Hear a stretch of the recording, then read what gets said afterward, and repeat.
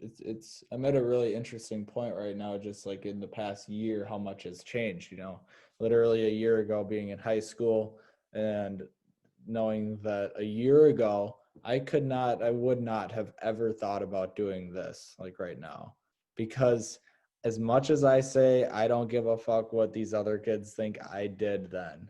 And I really don't now. Like subconsciously, I don't know what it was. It was scary because it had built up, it had manifested till that point. But like all like I just I only had a few good friends, 5 or 10 good friends. Um, so I really had no reason to actually care about what all the other kids would say, but I did. And now it's just kind of just getting out of high school has given, it's like first day out of prison. It's crazy. Like, it's like, I'm free. Let me fly.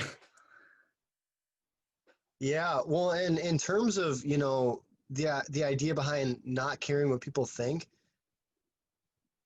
I I do think that I care less what people think than, let's say, the average 23-year-old. Hmm. However, just based on, most of us are on social media, most of us are always talking about what we're doing for a living and who we're friends with and all these things. It's very hard not to care what people think when that's the staple of conversations being had. Care what But your I think it's people think. important to, Care what what's your that? people, I think it's important, like, care what your people think, like, care what family, care what close friends.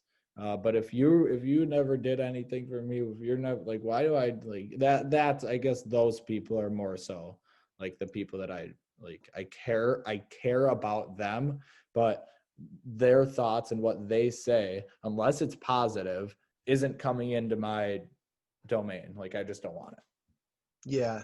Well, another part of caring what people think is you can care what someone has to tell you Right. and disagree with it. Of course, that's So like yeah. for yeah, so I mean it's not that you don't care what your parents have to say about you, but again, for me, for a lot of other people probably listening to this podcast, they're going to have their parents saying, why are you starting this business? You have no idea if it's going to succeed. Why don't you just go to college?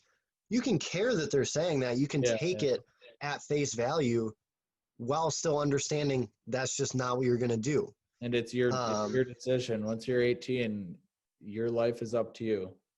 but I think a big part of that. So if if you're going to defy, especially like an authority figure like your parents, someone who has put time, money, tears, sweat into making you who you are, if you're going to defy that and you're just going to say like, no, I'm not going to college, you better have a plan to back that